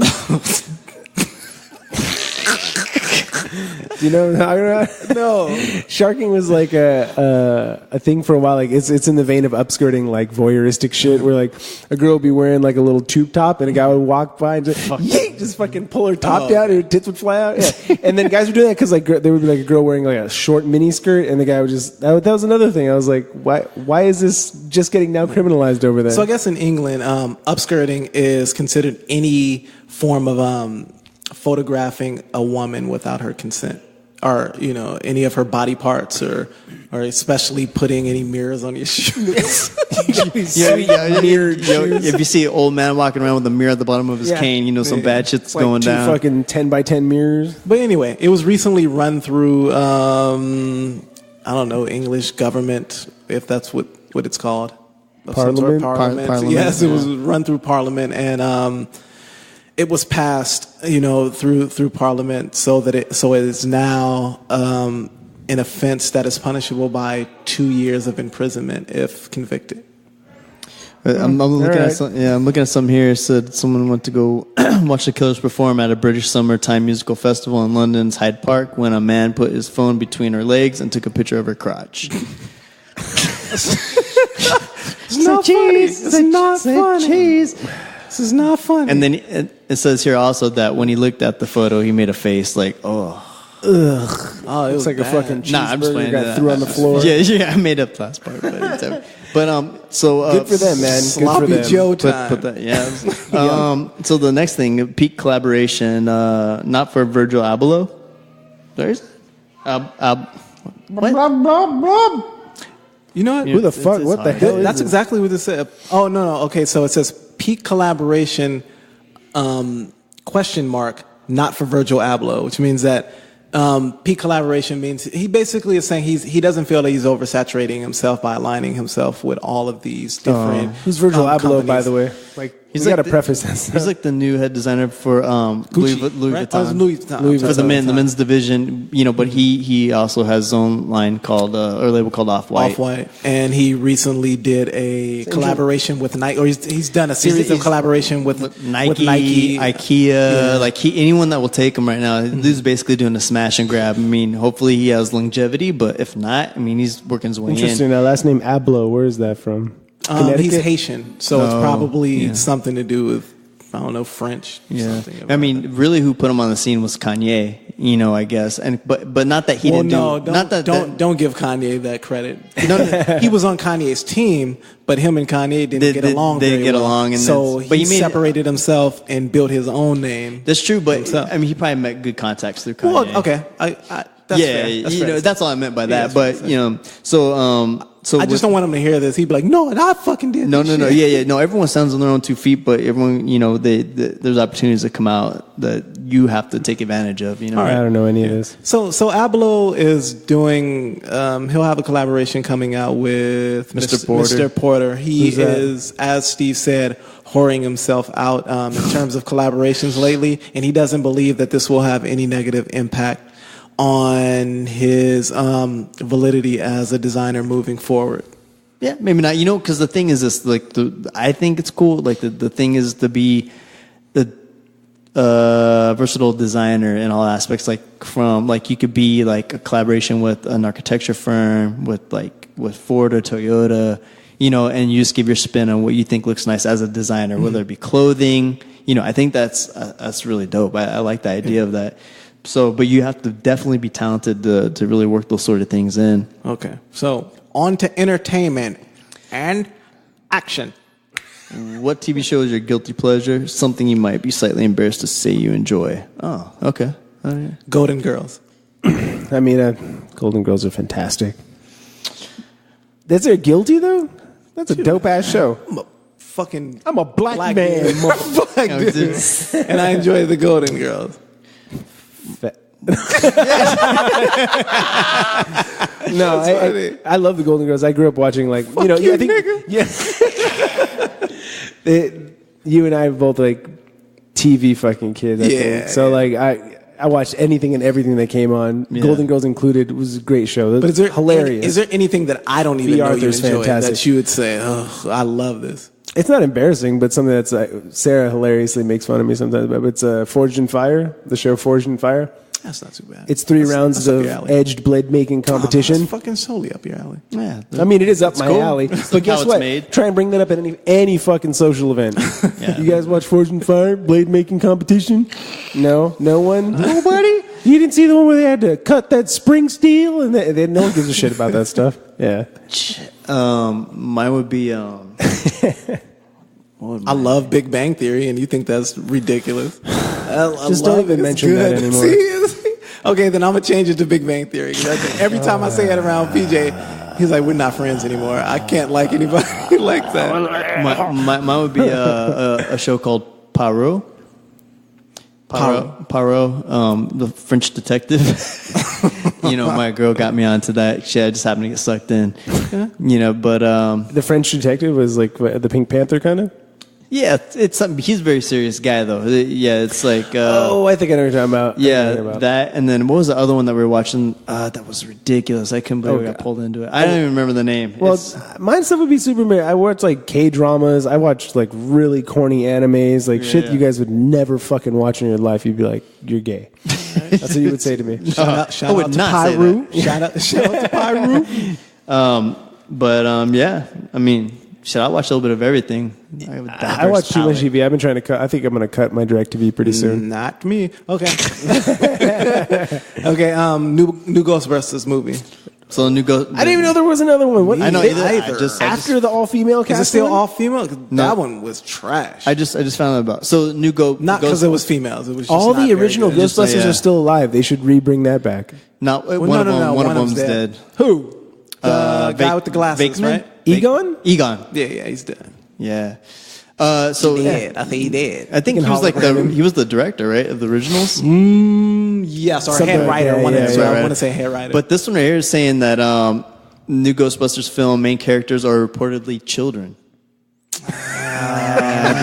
Here we go. Right. They should make them all black. It should be so dumb. They should make them all black, and it should be like all of the. They would never go in the building. They would never go in the building, Trey. Come on, dude. Ghost. Now get that motherfucking fuck out of here, motherfuckers. Yeah, it's true. They nixed that idea real quick. They had to really coax the one black dude in there to go in. You know, he was always like, I'm going in there. No more Ghostbuster movies. Please yeah, you stop. gotta fuck killing. So, reportedly, this says they will be a 13-year-old boy and a 12-year-old girl. Only two? I guess, man. Don't make this movie. Yeah, and the other thing is too is like, I mean, the thing that they're trying to do is like, I can't say that. So right now we're watching a show called Sex Education, right on Netflix. I saw that, yeah. Pretty interesting, but they made it as diverse as they possibly could. You got a straight, nerdy white kid who's a virgin. His best friend is a gay black kid. You know, and then you got like, they try to throw like everything in there to make like, we're covering everybody, and you're like, what's happening here? Because in my real life, I've never seen it so perfect. Diverse. Yeah. It's never been that perfect ever in my life. So it's hard to like, okay. It's awesome. It's like idealistic harmony. Yeah, it's awesome if that would work. It's just heavy-handed. I've just never seen it. Yeah. So I'm like, okay. More often than not, it's just going to be a bunch of people who are like kind of the same. Right. So great. A new Ghostbusters movie is coming out. Yeah, fuck that shit. But fuck the Ghostbusters. Yeah. Because Eddie Murphy is going to reprise his role as... That's dope. I'm looking forward to that. You know what the crazy thing is? He looks the exact same. So And Arsenio Hall is probably super happy. He's like, dude, I'm getting off the couch this week. So Prince Hakeem is coming back to a theater near you, dude, because the Eddie Murphy and Coming to America has officially been greenlit, and it will be happening in 2019. James Earl Jones, is he dead? No. See? Everyone from that movie is still alive. Dude, James Earl Jones, Sam Jackson should come back as the robber again. Oh, dude, that'd be awesome. He's like, man, I remember this guy. John Amos, who was the father. Louis Anderson. Yeah. Dude. Arsenio Hall. Is Louis Anderson still alive? He's still alive. Yeah, he's still alive. Yeah, he's on that show with Zach Galifianakis. Vanessa Bell Calloway, who was the barking. Yeah. I don't want to say concubine, but she was slave woman. Slave woman. She was the original. She was supposed to be the original queen. Or his princess. There you go. Yeah, he was like, "Why are you barking?" All right, dude, that's dope. I'm actually excited for that. Yeah, it is exciting. I would like to do a follow up to Trading Places too while they're at it. That's another thing. Why not? Fuck it. So Steve, story time. It's awesome. So at work, right? I'm at work. And I was a little confused by this, but not really. Just didn't know how to really handle the situation. So as I told you before, there's a guy. He's the new supervisor in our area, but this motherfucker's lazy. Always super lazy. I mean, like I like him as a person. He's not a good gonna dude. hear this, right? I don't know. All right. But you know, okay. So check this out. He's a good dude. I'm not saying that because he might hear this, but I like him. But he did something to make me think twice. So I was like, wait a minute, man. You know what? So anyways, we get pulled over to do some work, right? And we each have our task, like the stuff that we're supposed to take care of. So we're hustling because the people are there to pick the shit up for the movie or whatever. They're there already. So we're trying to, so he gets pulled over and you can tell he's not happy about it, right? So we're me and this other dude, we're almost done packing up all the stuff for these people, and he hasn't done like literally anything. This is not even an exaggeration for the story. All he did is he packed a lampshade and like a bagged something else, and had this they're called deckers, right? This like rolling shelving that had all this stuff on it, right? And then since I was almost done, I was like, well, man, that's you. You know, I'll help you if you want. You know, in my head, I'm thinking that, but my shit's almost done. So I go to finish it up. He walks over to mine, takes everything off of the decker, because there's like maybe 5 things left, pulls the decker away, takes his decker, and puts it in my slot. Like, there you go. And I was like, I don't get how this is all working. Right, but it's hard to explain. No, I get it. I get it. So he gave you. he gave me his job. Yeah, he waited for you to finish your job, exactly, and then gave you his job, and then walked away. And I was like, and I asked the guy. I was like, did that just happen? He goes, oh yeah. I think yes. I was like, no. I go, don't make excuses for him. Look, I can see him right now. Like you're telling me what he's doing, but I see that he's not doing that. Yeah. I was like, that's bullshit. I go, man, that's disrespectful, and it's disrespectful to you because you're the supervisor in this area, and he just disregarded you 100%. And so I went and I told my supervisor in my area about it, and I was like, it's weird, right? Like I wasn't expecting anything to come out of it. I just want to make sure I'm not over exaggerating. And that dude stood up, walked over there, and just told the main person like that, and they pulled that dude in the office, and I was like, damn, man, like Don't feel bad. No. I was like, I was like, he had a family and everything he had to support, and now he's fired. No. That's the thing. You got that nigga terminated. He didn't get fired, you know, but just the blatantly be like, now here you go. That's like, let's say that you were grading papers on something, right? Yeah. And then like I walk in and I just throw my stack on your desk and I walk out. I don't even say anything. All right, see you later, though. Later. Now you just said later, man. Like, what? Like what happened, you know? And I was like, man, you know, this is just that bullshit, you know. PJ wouldn't go for that though. No, not now. At least I wouldn't. I'd be like, excuse me, tackle and a rear naked choke that. Yeah, but you know, I was just like disappointed. Actually, I was like, man, you really just gonna do that to me? And so they had to wait on me, and they're looking at me while I'm packing this shit up because like he didn't help out, you know, and it sucks too because like I didn't want there to be any like weird awkwardness or anything like that. There's not. Steve, you're such a forgiving, cool dude. Yeah, you'll be cool with him in no time. Yeah, and things are, and I'll be like, why are you still cool with this guy? Yeah, that shit happens to me. It's a wrap. You know, yeah. So it was weird, man. But I mean, it's funny to even tell a story because there's nothing for you to grasp onto because like you don't know how my job's gonna like work or play out. You know what I mean? So it's kind of hard. But as long as someone just pawned their shit off onto me and walked away without a question, without even saying anything, you know. That's cool. But you said something about it. You took it to the chain of command, and it worked out. At least you can say that something was done about it. Right. And you didn't like just your walk higher away. ups are listening to right. you. Yeah. I didn't fucking take it, you know. But what would you have rather spoke to him face to face? Or took it to like the chain of command? I usually speak to that person, but to be honest, that bites me in the ass sometimes because usually when a person has a problem with me, they don't speak to me. Right. They go to the chain of command, right. And then it gets blown out of proportion. Right. Just because of how I was raised, I'm kind of conditioned to say, if I have a problem with you, I keep that problem between me and you. Right. And then if that problem spills over into something I can't deal with, then it has to go to somebody larger. But I always start with that person. Which I think is the right thing to do because for me, I was like, you know what? I might have to say something to him about it. But at the time was not the right time because I wasn't feeling it. Yeah. I would have said something stupid. Sometimes, you have to let a little bit of time pass. That hard boil come down to a simmer and you're like, all right, I can show now. So I was like, maybe I'll say something. But little did I know the person I told, hopped on his bike, went straight over, and he had nothing to do with it. He had nothing to do with it, so I don't know why he'd run over there and tell this person right away, except for in my defense. So it was kind of strange, so at work it's been, for me, I've been really trying to like push off that awkwardness, make things super normal. Like, look, there was a hiccup, let's keep moving forward, not a big deal. Yeah, but here's the thing is that, they have that famous saying that says, when somebody shows you who they are, believe them the first time. For sure. So you can go ahead and try to make this into this positive situation where you guys get along moving forward. But that he might have just shown you who he is. Oh, yeah. Anytime, because I have a new dude who's at my work, and he's shown me multiple times that if it's me or him, it's all him. It's all him. Yeah. And I've believed him. So he might think we're cool, but arm's length. That's the thing. It's the things that you do when no one's around, and the small things you do when you don't think people are looking is who you really are, right? Those small little peaks and cracks into your true self. Yeah. So it keeps me in check for anything. Maybe that I might be like, no, I'm not going to do that because that's not who I really am. Sort of thing. But that's the truth. Like when people don't think you're looking and you're doing something, that's who you are. Yeah.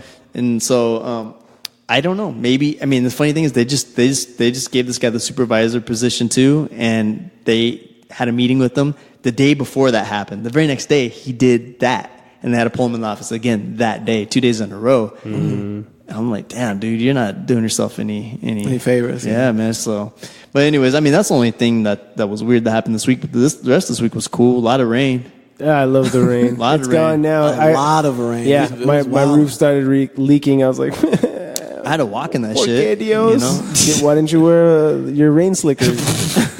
All right, so I don't even know if I told this story before, but so I'm gonna use the bathroom real quick. I wore my girls.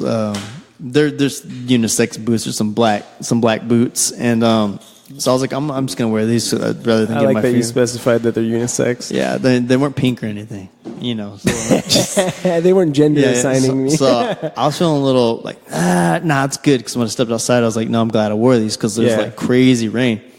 So then I get to where most of the people are walking, and everyone's wearing tennis shoes for some reason. I'm like thinking, that's stupid, man. Like all your shit's gonna be wet for the whole day. When it's raining, you gotta dress appropriately. So I'm feeling comfortable now. I'm like, I'm good. I'm all right. So I go to step on the train. As soon as I step on the train, there's 3 high school dudes in there, and as soon as I walk in there, like, oh, and I was like, man. I was like, I'm too old to be worrying about this. I know it hurts into your core because you're a fashion designer at the end of the day. So you're like, I know how this looks. But I just feel like I was in high school again. You know what I mean? Yeah, of course. I was like, oh man. And these dudes were freaking like writing jokes about me, dude, for like 25 minutes. And I'm like, damn. At one point, I was like, they're over there like just dirty dozen it on your ass.